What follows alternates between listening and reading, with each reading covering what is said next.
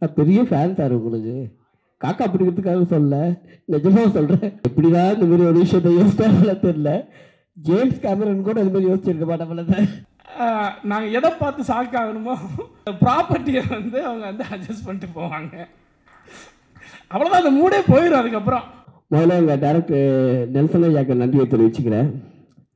4 பேர் இப்போ 10 பேசுனா நாக்கு தள்ளும். இவ்வளோ பேர் இருக்காங்க, எப்படி பேசுறதே தெரியல. ட்ரை பண்ணலாம். கார்த்திக் சார், இது 11வது ப்ரொடக்ஷன். நம்ம எனக்கு தான் ஃபஸ்ட்டு படம். அநியாயம் சார் இது. நான் பெரிய ஃபேன் சார் உங்களுக்கு. காக்கா பிடிக்கிறதுக்காக சொல்ல, நிஜமாக சொல்கிறேன். ஒவ்வொரு டேரக்டருக்கும் ஒவ்வொரு க்ரியேட்டிவிட்டி இருக்கும். ஆனால் நம்ம தலைவர் எப்படிதான் இந்த மாதிரி ஒரு விஷயத்தை யோசிச்சாங்களோ தெரியல. ஜேம்ஸ் கேமரன் கூட இது மாதிரி யோசிச்சிருக்க மாட்டாங்கள சார். நிஜமாக சொல்கிறேன். அதை கண்டிப்பாக சொல்லணும். நீங்கள் எப்படி நான் தூக்கத்தில் கனவுல கூட யோசிச்சு பார்க்குறேன். ஆனால் இந்த மாதிரி ஒரு யோசனை வந்ததே இல்லை சார். இந்த படம் வந்து எந்த லாங்குவேஜ் பண்ணாலும் ஹிட் ஆகிடும். ஏன்னா அந்த மாதிரி ஒரு கான்செப்ட் இது. என்ன சார், உங்களுக்கு தான் சொல்கிறேன். இந்த வாய்ப்பு கொடுத்த director sir, Karthik Subbaraj sir, Karthik மச்சான் சார், நான் இப்படி தான் சார் கூப்பிடுவேன், சசி சார், எல்லாருக்குமே நன்றியை தெரிவிச்சுக்கிறேன். அந்த படத்தில் வந்து ஒரு பெரிய காம்படிஷன், யார் ஹீரோன்றது, சுனிலா வைபவா.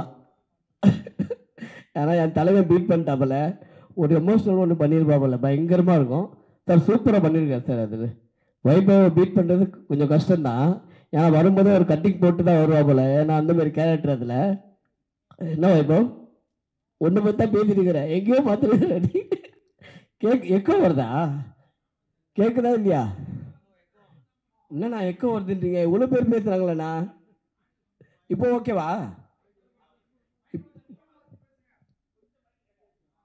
ஓ அங்கே கேட்காதா? ஓ ஓகே ஓகே, ஓ கட்டிங் பண்ண. ஆனால் தலைவன் வந்து கிளிசரிங் போடாமல் அழுவுறது ஒரு விஷயம் இருக்குது. ஆனால் எந்த மாதிரி எக்ஸ்பிரஷன் பண்ணாமல் ஒரு அழுவுறது வந்து நம்ம சுனிலால் தான் முடியும்னு நினைக்கிறேன். என் தலைவன் இல்லை எங்கே 500 கோடி.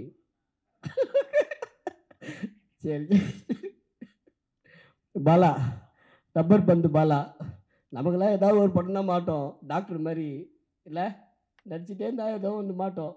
அந்த மாதிரி பாலா, கருணாகரன் வந்து எப்பவுமே நடிப்போம்னா எல்லாமே நடிப்போம். ஆனால் அவர் அந்த மீட்டரை மிஸ் பண்ணவே மாட்டாப்பில்ல. இப்படின்னா இப்படி தான் நடிப்பாப்பில்ல. அதில் வந்து நீ கிரேட்டு கர்ணா.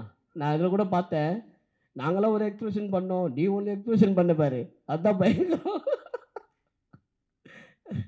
கார்த்திக் சுப்ராஜ் சார், அப்பா சார், அவருக்கு நன்றியை தெரிவிச்சுக்கிறேன்.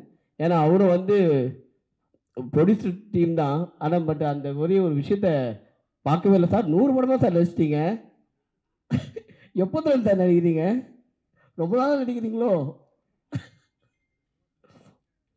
அக்கா தனலட்சுமி அக்கா, இன்னைக்கு இந்த படம் பெருசு வந்து அவங்க கையில் தான் இருக்குது. அவ்வளோ சூப்பராக பண்ணியிருந்தாங்க. எங்கக்கா தங்கச்சி விட்டு வந்துட்டீங்க, வரலையா? சூப்பராக பண்ணியிருந்தாங்க. தீபா அக்காவும் தனலட்சுமி அக்காவும் இந்த படத்துக்கு வந்து பெரிய பேக் போன்.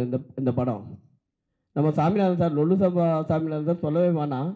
நம்மெல்லாம் பிறக்கிறதுக்கு முன்னாடிலேருந்து நடிச்சிட்டு இருக்காப்புல இல்லைனா. அவர் காமெடியெலாம் பயங்கரமாக இருக்கும். எல்லாரும் மாதிரியும் நானும் அவர் ஃபேன் தான். முனிஷ்காந்த் சித்தப்பா அவரும் எக்ஸ்ட்ரா நிறையா பண்ணியிருக்காங்க. அவர்லாம் சொல்ல வேணாம். மாநகரம் எல்லா படமும் பார்த்துருக்கு. இப்போ கூட ரீசெண்டாக மகாராஜான்னு ஒன்று பண்ணியிருந்தார். எக்ஸ்ட்ரா நிறைய ஆக்டிங் அவரது. நிகாரிகா மேடம், சாந்தினி மேடம் ஹீரோயினாக பண்ணியிருக்காங்க. நிகாரிகா மேடம் வந்து அவங்களுக்கு தெரியாத ஆளே கிடையாது. இந்தியா ஃபுல்லாக அவங்களுக்கு தெரியும். அவங்க வந்து ரீல்ஸ் போடுறதுலாம் பெரிய பெரிய ஆளுங்க கூட தான் ரீல்ஸ் போடுவாங்க. எங்கள் கூட வேறு வழியில் நீங்கள் வந்து உட்காந்துக்கிறாங்க. Thank you madam. சாந்தினி என் ஃப்ரெண்டுடைய ஒய்ஃப் தான். அவங்க நிறைய படம் பண்ணிட்டுருக்காங்க. இதுவும் உங்களுக்கு பெரிய மைலேஜ் கிடைக்கும் மேடம்.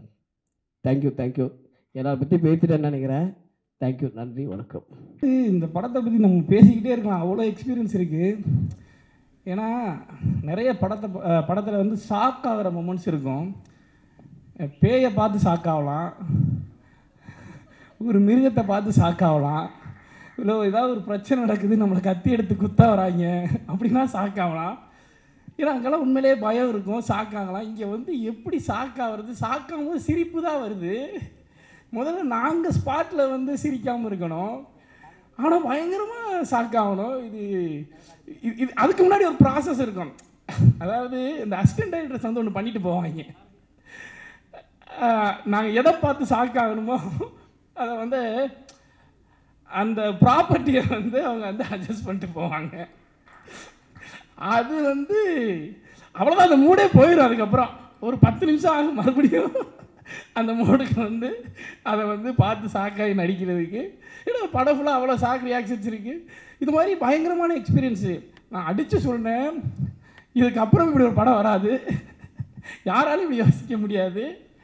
இந்த மாதிரி நாங்கள் யாருமே இதுக்கப்புறமும் ஒரு படமும் இது மாதிரி ஒன்று நடிக்க முடியாது. அந்தளவுக்கு எங்களுக்கு வந்து வாழ்க்கையில் மறக்க முடியாத ஒரு படமாக இருக்கும். அவ்வளோ சிறப்பான எக்ஸ்பீரியன்ஸை கொடுத்த டைரக்டருக்கும் ப்ரொடக்ஷன் ஹவுஸுக்கும் ரொம்ப ரொம்ப ரொம்ப பெரிய நன்றி.